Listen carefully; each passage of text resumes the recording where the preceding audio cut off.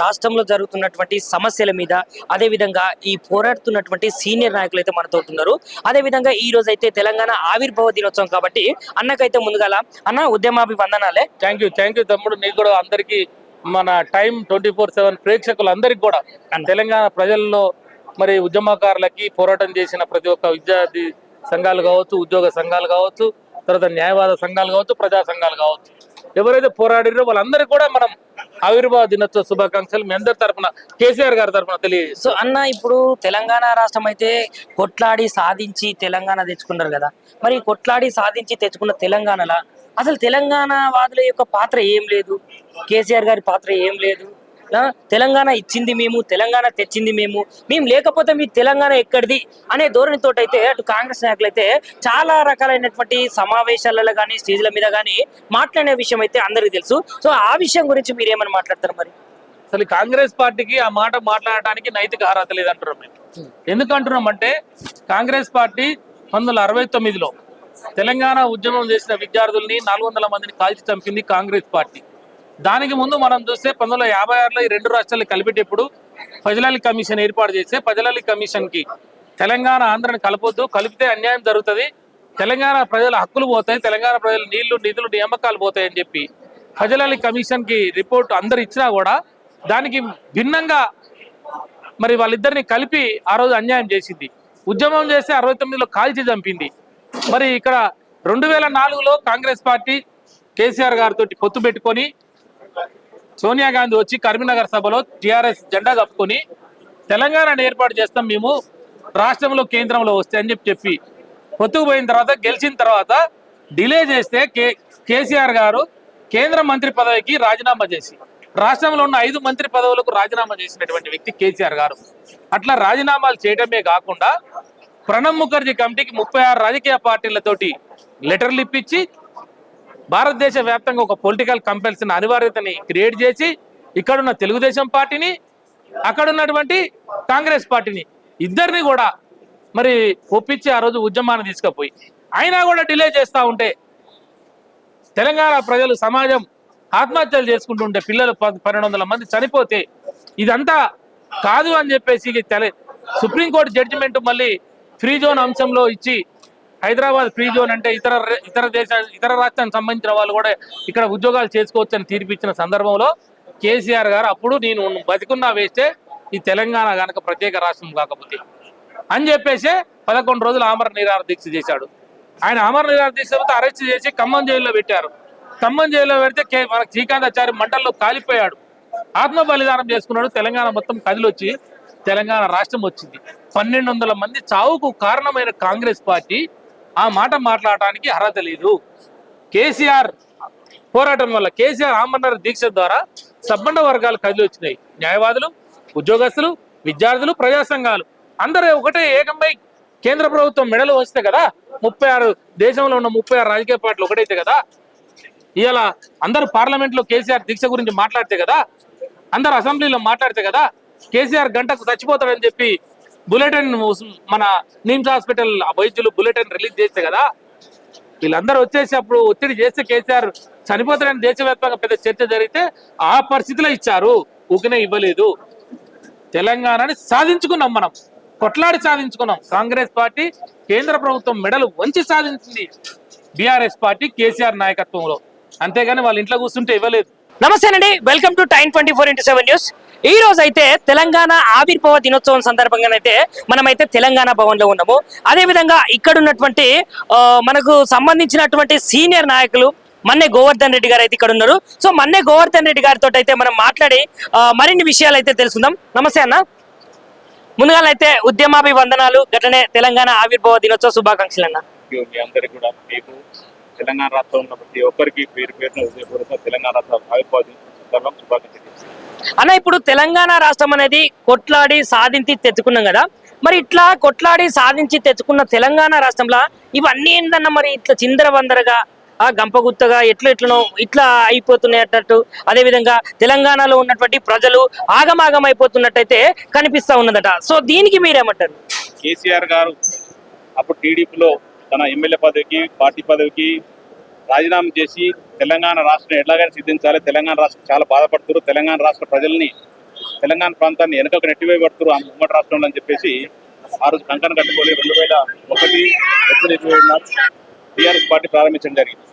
ఆ ప్రారంభంతో గుప్పడి మంతో ప్రారంభించి దాదాపు 14 సంవత్సరాలు నిర్విరామంగా పోరాటం చేసి తన ప్రాణాన్ని సైతం పణంగా పెట్టేసి నిరాహార దీక్ష చేసిన తర్వాత తెలంగాణ రాష్ట్రం సిద్ధించడం జరిగింది. ఈ రోజు తెలంగాణ రాష్ట్రం వచ్చిందంటే ముమ్మాడి కేసీఆర్ గారు లేకపోతే తెలంగాణ రాష్ట్రం లేనే లేదు. అది అందరికీ తెలిసిన విషయం. ఈ రోజు కొంతమంది కాంగ్రెస్ నాయకులు అంటూ కొంత మేధావులు అనుకోండి, కొంత మేమున్నాం మేము తెచ్చినా అంటారు కదా, అందరూ ఉన్నారు. కానీ కేసీఆర్ గారు ముందు వరుసలు ఉన్నారు. కేసీఆర్ గారి నాయకత్వంలో తెలంగాణ రాష్ట్రంలో అందరి సబ్బండ వర్గాల ప్రజలందరినీ కూడగట్టుకొని తెలంగాణ రాష్ట్రం తెచ్చినది. ఇంకొకటి ముఖ్యంగా కాంగ్రెస్ పార్టీ మేము తెచ్చినాం చెప్పి గొప్ప చెప్పుకుంటారు. ఎవరి పుణ్యానికి లేదు, ఎవరు ఇటులకి వెళ్ళి తీసుకోలేదు, ఎవరు జేబులకి వెళ్ళి తీసుకొచ్చేయలేదు. తెలంగాణ రాష్ట్ర ప్రజలందరూ కూడా నా రాష్ట్రం నాకు కావాలి, మేము ఆత్మగౌరవం మేము పాలించుకుంటాం, మా ఆత్మగౌరవం బతుకుతాం అని చెప్పేసి మూకుమ్మడిగా పోరాటం చేసి ముక్కు గల్లబట్టి అంతేగాని కాంగ్రెస్ నాయకులు చేయడానికి పరిస్థితి. ఈ రోజు కాంగ్రెస్ పార్టీ ఇచ్చింది లేదు, ఏం లేదు. తెలంగాణ రాష్ట్ర ప్రజలు ఉద్యమం చేసి కొట్లాడి తెచ్చుకున్న తెలంగాణ రాష్ట్రం ఇది. వచ్చిన తెలంగాణ రాష్ట్రం జూన్ 2 నాడు తెలంగాణ రాష్ట్రం విధించింది 2014లో. వచ్చిన తర్వాత తెలంగాణ రాష్ట్రాన్ని ఎలాగైనా సరే చిన్న కొత్తగా పుట్టిన రాష్ట్రం కాబట్టి ఎట్లానే కేసీఆర్ చేతులు పెడితే బాగుంటుంది. తెలంగాణ ప్రజల ఆకాంక్ష దాదాపు 63 సీట్లతో తెలంగాణ రాష్ట్రంలో తొలి ముఖ్యమంత్రి కేసీఆర్ గారు పెట్టడం జరిగింది. తెచ్చిన తెలంగాణలో కేసీఆర్ గారు ముఖ్యమంత్రి అయిన తర్వాత 2014 ముందుకు తెలంగాణ రాష్ట్రం పెట్టుండే అభివృద్ధి సంక్షేమంలో తెలంగాణ 2014 తర్వాత తెలంగాణ సంక్షేమంలో అభివృద్ధి ఎట్లా జరిగిందో ఒకసారి చూసుకుందాం. ముఖ్యంగా 24 గంటల కరెంటు దేశంలో ఏ రాష్ట్రంలో కూడా 24 గంటలు కరెంట్ ఇవ్వలేదు. మన రాష్ట్రంలో గౌరవ కేసీఆర్ గారు ముఖ్యమంత్రి అయిన తర్వాత 24 గంటలు ఉచిత కరెంటుతో పాటు అందరికీ తెలంగాణ రాష్ట్రంలో మొత్తం 24 గంటలు కరెంట్ ఇవ్వడం జరిగింది. అలాగే సంక్షేమ పథకంలో రైతు బంధు దేశంలో ఎవరు కూడా పెట్టలేదు. ఇన్ని సంవత్సరాలు 77 సంవత్సరాల్లో ఎవరు పెట్టింది కూడా రైతు బంధు స్కీమ్ పెట్టడానికి కేసీఆర్ గారు. ఆ Rythu Bandhu scheme central government వివిధ రాష్ట్రాల్లో కూడా కాపీ కొట్టే సందర్భం మనకు తెలుసు. ఇంటింటికి మంచినీళ్ళు ఇచ్చిన సందర్భం అది కేంద్ర ప్రభుత్వం హర్ఘర్ జల్ అని చెప్పేసి పెట్టడం జరిగింది. వివిధ రాష్ట్రాలు కూడా కాపీ కొట్టి పెట్టడం జరిగింది. ఇలా చెప్పుకుంటూ పోతే అనేక సంక్షేమ పథకాలు, అనేక డెవలప్మెంట్. హైదరాబాద్ గతంలో ఎట్లుండే ఇప్పుడు ఎట్లుంది హైదరాబాద్. దేశంలో అన్ని జీడిపి విషయంలో కానీ అన్ని విషయాల్లో కూడా నెంబర్ 1 స్థానం తీసుకొచ్చిన ఘనత కేసీఆర్ గారికి. ఈ రోజు తెలంగాణ రాష్ట్ర ప్రజలు కొంత కాంగ్రెస్ పార్టీ రేవంత్ రెడ్డి గారు డీసీసీ ప్రెసిడెంట్ ఉండి అనేక హామీలు ఇచ్చి దొంగ హామీలు ఇచ్చేసి లంగ హామీలు ఇచ్చేసి అమలుగా హామీలు ఇచ్చేసి ఈ రోజు తెలంగాణ రాష్ట్ర ప్రజలు మోసం చేసి అధికారులకు వచ్చిన తర్వాత ఒక్క హామీ కూడా ఇంప్లిమెంట్ చేసే పరిస్థితి లేదు. పోయి పైపెచ్చి దొంగ అన్నట్టుగా ఉంటుంది. దొంగ బుద్ధి ఎక్కడ పోతుంది అన్నట్టు మమ్మల్ని కాంగ్రెస్ పార్టీ అంటే తెలంగాణ ప్రతినిధులు పోతే దొంగలా చూస్తున్నారని చెప్తుండ్రు. ఢిల్లీ పెద్దల్ని అపాయింట్మెంట్ అడిగితే చెప్పులు ఎత్తుకుపోతే దొంగలా కనబడుతున్నారు, చెప్పులు ఎత్తుకుపోతున్నారు అనిపిస్తుంది. అంటే దొంగ బుద్ధి ఎక్కడ వరదలు చూడు. ఈ రోజు తెలంగాణ రాష్ట్రం అదే కొట్టుకోరైంది. తెలంగాణ రాష్ట్ర తెలుగు ముఖ్యమంత్రి కేసీఆర్ 10 సంవత్సరాలు దేశంలో నెంబర్ 1 స్థాయిలో ఉంచితే ఈ రేవంత్ రెడ్డి గారు 18 నెలలని మొత్తం రోడ్డు పాలు చేసింది తెలంగాణ ప్రజల్ని, తెలంగాణ రాష్ట్రాన్ని. ఆర్థిక పరిస్థితి బాగాలేదు, మొత్తం నాశనం అయిపోయింది చెప్పేసి ఒక ముఖ్యమంత్రి స్థాయిలో ఉండి మాట్లాడడం అనేది సిగ్గుచేటు. ఒక ముఖ్యమంత్రి స్థాయికి అనానూరుడు. ఇమీడియట్ చెప్తున్నారు కదా, నిజమైన సిగ్గుశరం ఉంటే, ఒక మానవత్వం ఉంటే, నిజంగా తెలంగాణ బిడ్డకు పుట్టి ఉంటే ఇమీడియట్ రిజైన్ చేయాలి. ఆయన రిజైన్ చేసే సత్తా లేదు. ఊరికే సొల్లు చెప్పుకుంటూ పోతుంటాడు. రైతులు ఒక పక్క బాధపడుతుంటే అందాల పోటీలలో ఆయన మునిగిపోతుంటాడు. అంటే రైతులు కావాలన్నా, తెలంగాణ రాష్ట్ర ప్రజలు కావాలన్నా, అందాల పోటీలు కావాలన్నా అది ఒకసారి చూసుకోవాల్సిన బాధ్యత మన రేవంత్ రెడ్డి గారికి ఉంటుంది. కేసీఆర్ అన్న ప్రభుత్వం లేస్తే ఆడిపోసుకుంటాడు. కేసీఆర్ చేసిన పనిలో 1% చేసే దమ్ము లేదు, నీకు చిత్తశుద్ధి లేదు. నువ్వు కేసీఆర్ గురించి మాట్లాడే స్థాయి ఉందా నీకు? అసలు ఎక్కడుంది? అసలు నీకు స్థాయి లేదు. నీకు అధికారం అహంకారం ఎక్కిసి ఇష్టానుసారంగా కేసీఆర్ చేసే పనుల మీద కమిషన్లు నోటీసులు ఇచ్చేసుకుని ఆనందపడుతున్నావు.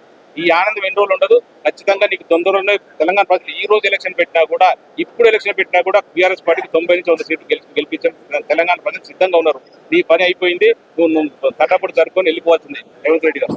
ఓకే, అదే విధంగా అన్న ఇంకొక విషయం ఏంటంటే తెలంగాణ రాష్ట్రంలో రేపైతే కాళేశ్వరము అవినీతి మీద మాజీ సీఎం కేసీఆర్ గారిని అయితే విచారణకు పిలుస్తారు, అదేవిధంగా ఆయనను అరెస్ట్ చేస్తాము అనే ధోరణితో అయితే కాంగ్రెస్ నాయకులు చెప్తున్నారు. సో మరి నిజానికి అవినీతి అనేది జరిగిందా?